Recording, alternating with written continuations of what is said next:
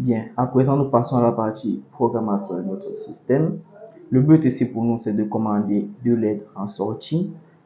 Ça veut dire tout simplement les faire clignoter comme bon nous semble, de manière simple. Alors, nous passons donc à la programmation du système proprement dit. Le programme ici là est constitué tout simplement de trois parties. La déclaration des constantes et variables que voici.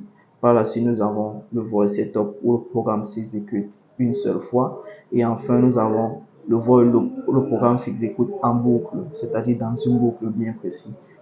Bon, la déclaration des variables, comment se passe-t-elle? Ici, là, nous avons deux lettres que nous devons commander en sortie. Raison pour laquelle nous disons tout simplement const in lettre 1 égale à 9. Const int veut tout simplement dire que cette variable est une constante, c'est-à-dire qu'elle ne change pas lors du programme. Raison pour laquelle nous disons donc const in lettre 1 égale à 9, ainsi que la deuxième lettre en disant const in lettre 2 égale à 11 de manière simple. Bien, les chiffres 9 et 11 veut tout simplement dire que nous les avons placés à la broche numéro 9 et 11 de notre carte Arduino, tout simplement. Raison pour laquelle nous avons dit 9 et 11. Bien, à présent, nous passons au void setup. Nous définissons tout simplement les LED en sortie en disant pin mode LED 1 output et pin mode LED 2 output de manière simple. Par la suite, au niveau de volume, nous disons tout simplement digital write, LED 1 high et LED 2 low. Pourquoi? Parce que, étant donné que nous voulons faire un clignotement de manière simple, nous plaçons la première LED d'un état haut et la deuxième LED dans un état bas. High veut tout simplement dire que position numéro 1, ça veut dire que celui-ci là sera éclairé. Contrairement à la LED 2 qui est en low, tout simplement la position numéro 0 et qui veut tout simplement dire qu'elle est éteinte de manière simple et logique. Nous définissons ensuite un délai pour dire tout simplement que après 500 millisecondes de passer, l'autre s'allume et après 500 millisecondes, l'autre s'éteint de manière simple et logique. Par la suite, nous utilisons tout simplement un copier-coller en disant le contraire, c'est-à-dire la LED 1 est ensuite éteinte et la LED 2 allumée. Par la suite, nous fermons notre programme et nous compilons. On va vous demander de sauvegarder. Vous sauvegardez donc le programme en question et sera en train de compter. Nous arrivons enfin à la dernière partie qui consiste au câblage, c'est-à-dire la réalisation de notre circuit proprement dit. Bien, le but ici pour nous, c'était de réaliser un simple système de commande de LED. Ça veut dire quoi? Un clignotement de LED de manière simple et logique. Bien, pour ce faire, nous avons besoin des différents composants déjà qui seront disponibles sur votre équipe Arduino préalablement acheté bien sûr à DreamSmart IT Service. Et donc, nous aurons besoin des différents composants tels que le plus fondamental qui est notre carte Arduino que voici, des connecteurs mâle-femelle jumper, des différents LED vert ou jaune, ça dépend de la couleur dont vous aurez besoin. Des résistances, à noter ici là que la résistance que nous allons utiliser est celle de 220 volts. Pourquoi? Parce qu'en faisant la loi d'Ohm U égale à RI, nous allons avoir une valeur de 220 ohms. Par la suite, nous avons enfin notre plaque à essai que voici, dont le principe de fonctionnement est assez simple. Vous avez devant vous votre plaque à essai. Déjà, la plaque à essai, elle est simple à utiliser. Comme vous pouvez le voir, vous avez 4 compartiments, le premier, le deuxième, le troisième et le quatrième. Les deux ici sont semblables. Pourquoi? Déjà parce que, comme vous pouvez le voir, ce concepteur, bien évidemment, il a mis des symboles. Vous voyez là, vous avez moins et plus. Tout simplement pour dire que la continuité se fait dans ce sens-ci, ainsi qu'ici là.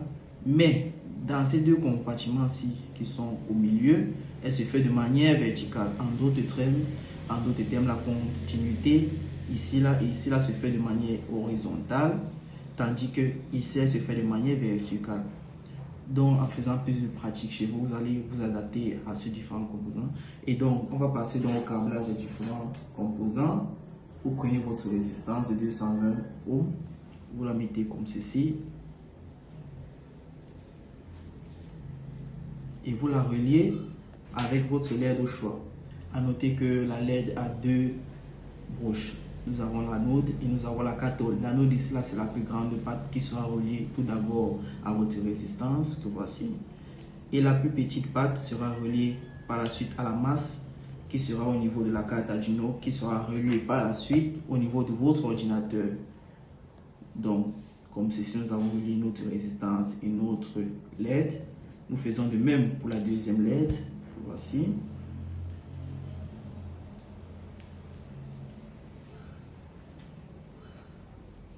La grande patte sur la résistance et la deuxième patte, la petite, qui sera reliée par la suite au niveau du GND. Par la suite, vous utilisez vos jumpers, mal de préférence. Vous aurez besoin de deux connecteurs. Un qui sera relié ici, qui sera relié par la suite au niveau de la carte Arduino. La deuxième LED pour celle-ci également.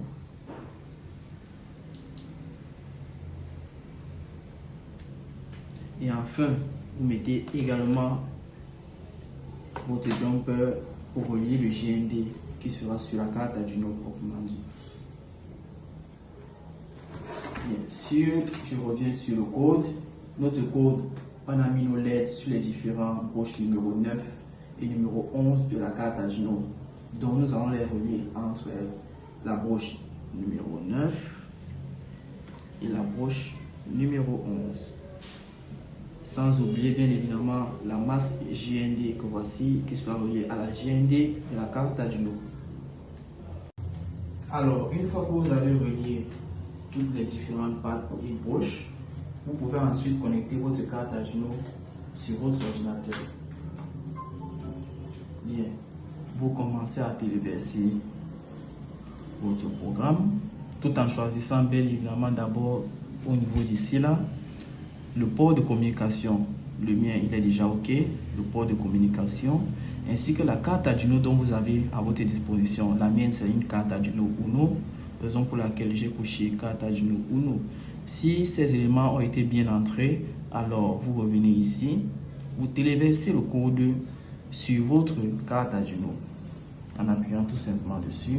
Vous voyez le chargement et dès que ceci est fait, vous obtenez enfin votre rendu dont il était question aujourd'hui, le clignotement de LED qui constitue tout simplement une base de programmation Arduino.